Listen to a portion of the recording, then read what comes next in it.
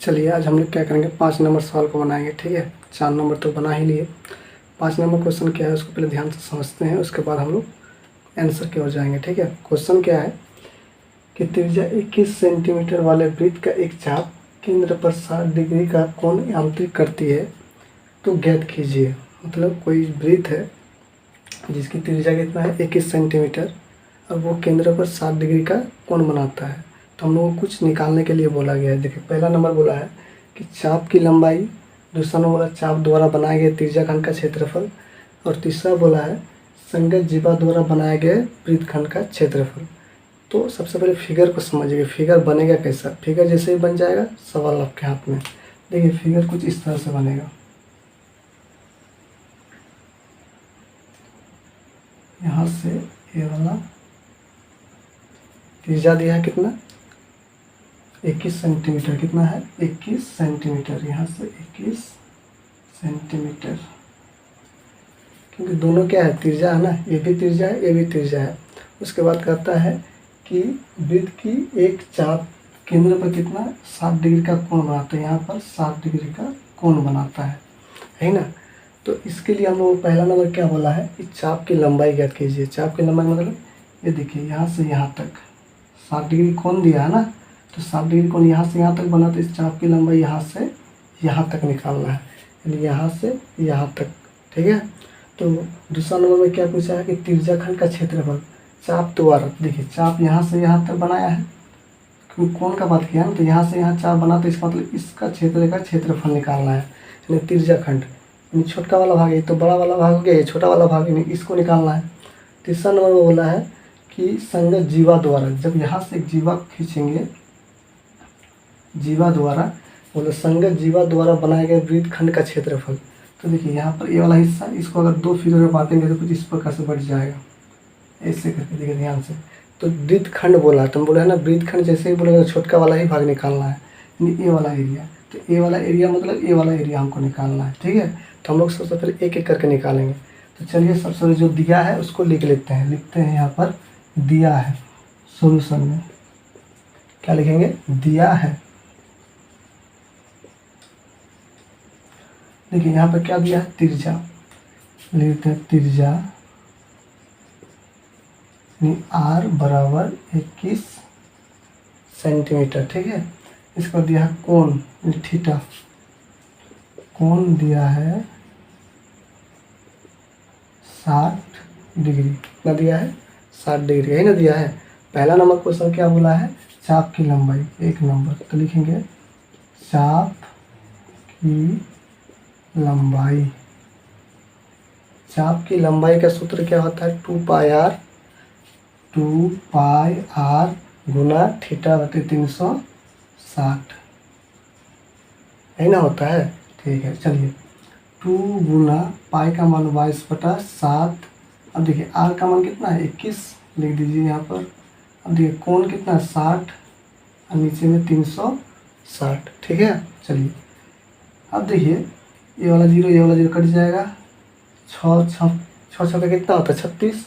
अब देखिए 3 सत्ते 21, और फिर काटेंगे तो 3 दुगुना 6, 2 बना कट गया, फिर ये 2 कट गया, यानी क्या बच गया 22। क्या निकाल रहे हैं हम लोग चाप की लंबाई, यानी क्या हो जाएगा सेंटीमीटर। क्या हो गया चाप की लंबाई कितना हो गया 22 सेंटीमीटर। ठीक है, तो इस प्रकार से हम लोग क्या कर लिए चाप की लंबाई निकाल लिए। अब दूसरा क्या निकालते हैं, यहाँ पर देखिए दूसरा नंबर निकाल लेते हैं, यहीं पर निकालते हैं। ठीक है, इसको लिख देते हैं यहाँ पर दूसरा नंबर। दूसरा नंबर पूछा है कि चाप द्वारा बनाए गए त्रिज्याखंड का क्षेत्रफल। तो चाप द्वारा, चाप कोण के हिसाब से लेंगे, चाप तो ये भी है ठीक है, लेकिन हमको कोण दिया है ना 60 डिग्री, तो 60 डिग्री यहाँ से लेके यहाँ तक बनाएंगे, इस चाप द्वारा बनाए गए त्रिज्याखंड का क्षेत्रफल। ठीक है, तो लिखेंगे यहाँ पर क्या लिख देंगे, चाप द्वारा बनाए गए त्रिज्याखंड का क्षेत्रफल। तो हम लोग त्रिज्याखंड का क्षेत्रफल जानते हैं, क्या जानते हैं पाई r² गुना थीटा y 360, यही ना होता है। ठीक है, देखिए क्या होता है 22/7, ठीक है। पाई का मान आप देखिए 21 गुना 21, अब कोण तो सेम ही है ना 360, क्योंकि ये वाला जो है ना इसके लिए भी कोण कितना है 60 ही है। अब देखिए इसको काटेंगे तो 6 6 कट जाएगा 36। अब देखिए 3 सत्ते 21, 3 दूगुना 6, फिर 11 कितना है 2 एकम 2 और 11 दूगुना 22। इसको जब गुना करेंगे तो 231 आएगा। कितना आएगा 200, कितना आ जाएगा 231। क्या निकाला है क्षेत्रफल ना सेंटीमीटर स्क्वायर। तो इसका इतना सा निकल गया, किसका ये वाला त्रिज्या खंड यहाँ से लेके यहाँ तक का क्षेत्रफल कितना है 231 सेंटीमीटर स्क्वायर, ठीक है।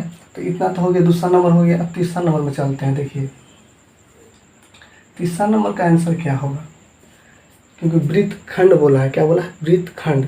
अब हम पहले ही बोले कि लघु बोले वृत्तखंड या फिर सिर्फ वृत्तखंड बोले, दोनों का मतलब हम लोग क्या समझेंगे कि छोटा वाला ही निकालना है, ठीक है। तो यहाँ लिखेंगे, क्या करते हैं सीधे लिख देते हैं, ठीक है, कि वृत्तखंड का क्षेत्रफल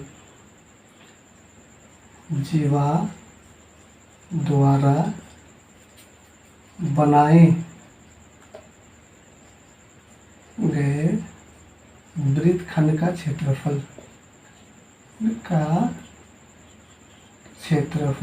क्या हो जाएगा क्षेत्रफल बराबर देके लिख देते हैं, ठीक है। यहाँ आप लिख सकते हैं संगत, तीसरा नंबर देखिए संगत, ठीक है। भाषा में ऐसा हो सकता है, आप सिर्फ वैसे भी लिख सकते हैं वृत्तखंड का क्षेत्रफल, भाषा में कोई दिक्कत नहीं, बस आपके ऊपर निर्भर करता है कि आप किस प्रकार उसको सजाते हैं, ठीक है। चलिए, तो वृत्तखंड बोला है ना, इसका सूत्र क्या होता है, इसका सूत्र होता है पाई आर स्क्वायर गुना थीटा बटे 360 -1/2 आर स्क्वायर साइन थीटा, लेकिन साइन थीटा, ठीक है।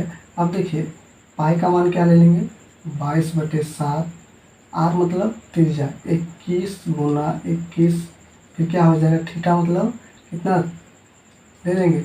उसके लिए देखिए यहाँ से ही ना हम ये वाला यहाँ से लेके यहाँ तक का ही निकाल रहे हैं, तो उसके लिए भी कौन मेरे कौन काम करेगा यही वाला ना, ठीक है। 360 -1/2, आर मतलब 21 गुना 21 और साइन 60, कितना हो गया साइन 60, ठीक है। अब देखिए इसको काटेंगे 3 सत्ते 21, देखिए ये कट गया 6 6 36, फिर कितना बार में 2 बार में, फिर ये 11 दूना कट जाएगा। तो इसको गुना करेंगे तो क्या आ जाएगा, तो थोड़ा नीचे लिख रहे हैं 231 आएगा। जब इसको गुना करेंगे तो फिर से वही आ जाएगा, क्योंकि आप गुना करके देख सकते हैं साइड में। अब देखिए फिर 1/2, अब इसको जब गुना करेंगे तो कितना हो जाएगा 441, क्योंकि 21 का स्क्वायर, आप इसको गुना भी कर सकते हैं। अब देखिए साइन 60 डिग्री का मान आपको पीछे में पढ़ाया गया है कि साइन 60 डिग्री का मान कितना होता है, इसका होता है √3/2, क्या होता है √3/2, ठीक है।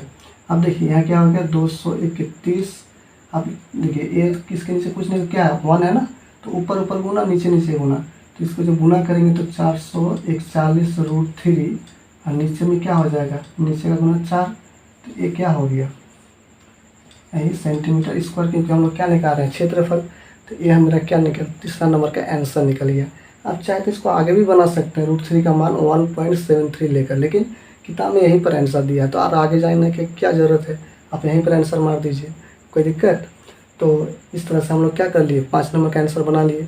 अब हम लोग क्या करते हैं इसके अगला क्वेश्चन को देखते हैं, यानी 6 नंबर क्वेश्चन को। बहुत ईजी से समझ में आएगा, कहीं भी दिक्कत होता है तो ज़रूर बताइएगा, ठीक है। तो चलिए मिलते हैं अगले क्वेश्चन में।